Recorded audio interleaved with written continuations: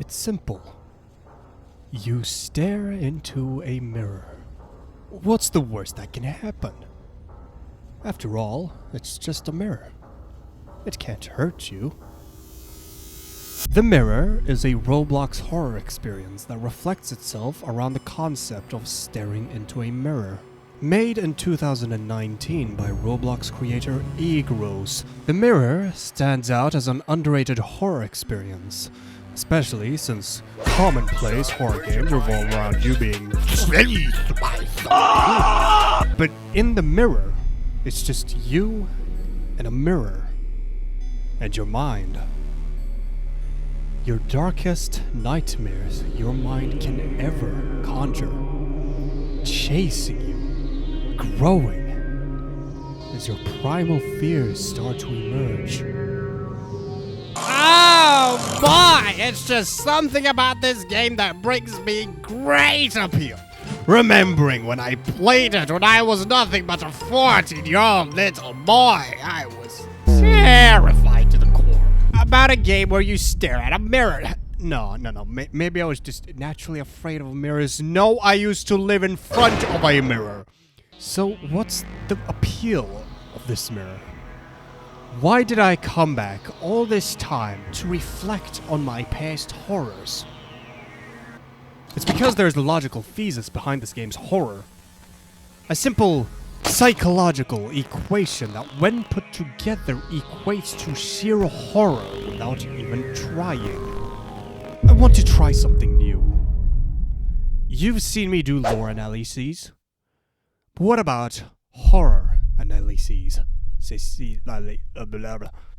You appear inside of a room. In the middle of one of the walls lies a mirror. It's you. Me.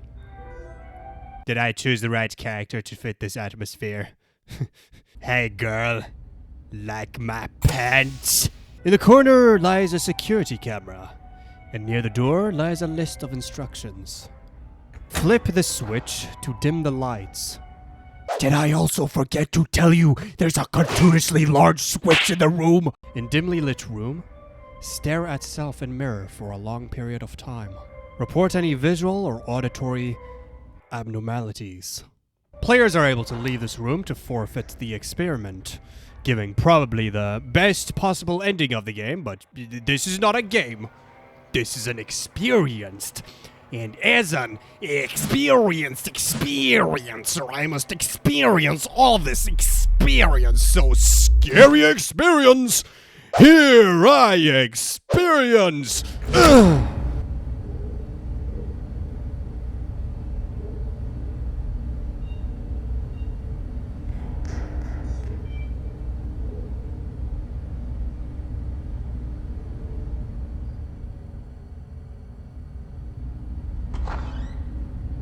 Immediately, I felt my heart sink when the door opened. This game utilizes a function of horror which I like to call vulnerability. By forcing the player into a vulnerable position, it forces them to become more attentive and defensive of their surroundings. Unlike Five Nights at Freddy's 2, however, where the player is forced into an undefensive office to look out for physical threats, The Mirror focuses on a more psychological approach. By distracting the player with things like the door opening behind them, it forces the player to turn around to reinforce the observation relayed in their ears and in the mirror. If not checked, this will cause unease. You feel like someone just entered the room, or that someone is staring at you in the crack of the door. No paranormal entities, no anomalous cognito hazards, just you, alone, and vulnerable.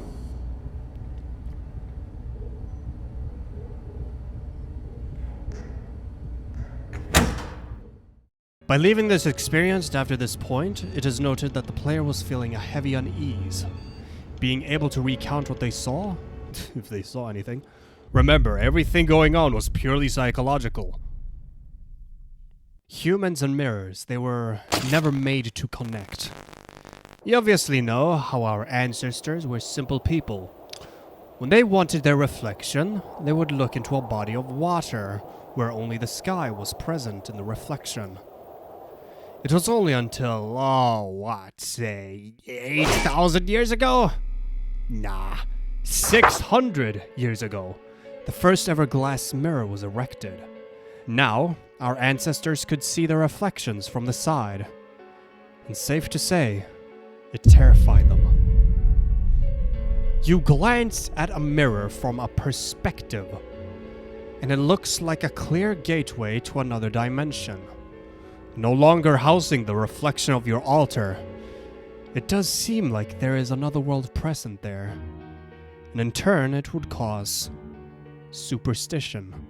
At night, mirror owners would cover their mirrors in cloth, since it was commonly believed that malicious entities would crawl out of them. I mean, think about it. You got this guy staring at you. Mimicking you. Wouldn't you be terrified of him? No, stop making out with him. It was also commonly believed that mirrors had connections to the soul, that soulless creatures weren't able to be detected in mirrors given their lack of soul-havingness, I guess. And that breaking a mirror would bring 7 years of bad... Oh. Well, that explains why my channel hasn't been doing well. Bad luck. Definitely not my poor algorithmic decision-making. Let's jump back into the game, shall we? If you look closely, the mirror distorts your avatar to a slight quantity. And this tiny detail can be excruciatingly effective at receiving a horror response. See, you are going to be staring at this mirror for 3 minutes in the dark. First-time players who aren't aware of the events that are going to happen will make their own events in their minds. They will assume the slight distortion in the door's frame is an anomalous entity staring at them, and it will make them paranoid. And when a person gets paranoid, they have many reasons as to deepen this paranoia. Much in comparison to staring forcefully at a real-life mirror in the dark, all of a sudden, you stop feeling a sense of familiarity in your reflection. Unfortunately, the game makes a huge mistake by increasing the brightness during the final segment of the experience, which, unfortunately, brought me some slight relief experiencing this firsthand, somewhat making the experience less scary.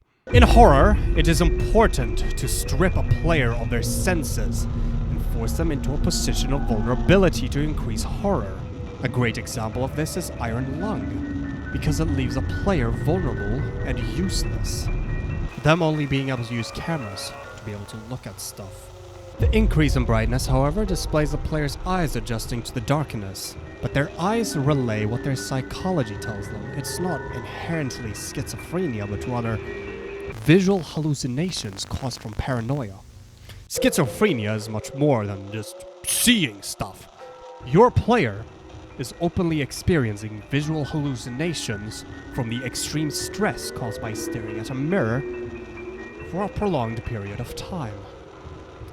A symptom in these hallucinations, perceiving ordinary things as threatening. This final segment reflects the player's delusion that this mirror dimension is evil and contains evil that is trying to replace the play. Oh, hey, look, it's a negative version of me. It's Nega Jimmy. Help! There's a black man in my mirror. I think he owns a gun. This mirror really is cursed. Please let me out.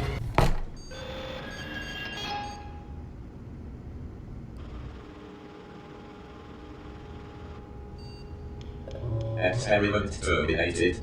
The subject had left the room in a daze. They were never able to properly give a recollection of what happened. Termination log. After a psychological evaluation, the room determined the subject is showing hours. Medical professionals were able to determine the cause of the collapse. A heart attack. Uploaded psyche evaluation and camera footage. Uploaded copies to law enforcement and medical services. End of log. We aren't looking at the whole mirror here. There has to be a name behind this phenomenon. But there are a lot of names linked to mirrors being scary. From spectrophobia, all the way to phasmophobia, and all the way to the unique body dysmorphia. But the name that stands out the most to me would be mirrored self-misidentification. The delusion that one's reflection in a mirror is another person. This phenomenon, scientifically, is caused by right hemisphere cranial dysfunction. That is caused by traumatic brain injury, stroke, or general neurological illness. But I have reason to suspect that this is also linked to more psychological factors like trauma and stress. The right hemisphere, particularly the frontal right hemisphere circuits, is involved in processing self-related stimuli and helps one recognize a picture or reflection of oneself. An impairment in the right hemisphere, the likely source of the self in the brain, can inhibit one's ability to recognize faces, especially one's own. And especially when seeing one's own in one's own mirror. This may house the explanation of the paranormal relation between human paranoia and mirrors, and this paranoia would bear the genesis of a multitude of urban legends worldwide. Bloody Mary, yeah, if you know this game, you're an OG, is a popular ritual game, much similar to the mirror. No, the ritual is very simple. See, you first dim the lights in a room with a mirror present, and then you chant your name 3 times. Bloody Mary, Bloody Mary, Bloody Mary. The consequences of this ritual range from many fates, from seeing a face in the mirror, all the way to being forced into the mirror. The urban legend with Bloody Mary ranges worldwide. In Sweden, there was the Svarta Madame myth. In Japan, the Hanako-san myth. And in Brooklyn, the biggest mountain. The science behind the ritual was that when you chanted her name, you would slowly start to turn fearful of the potential consequences that would happen if you did summon her. Top this off with staring into a mirror all by yourself, in the dark, alone. What did I tell you before? Sensory deprivation and vulnerability! See it for yourself. Play the experience. Link is in the description down below. Endure yourself staring at yourself in the mirror. I mean, what's the worst that could happen? Hi! You just watched a cool cartoon clip of the cool autistic Jimmy774. Subscribe for more, and hit a like button if you liked it. Thank you.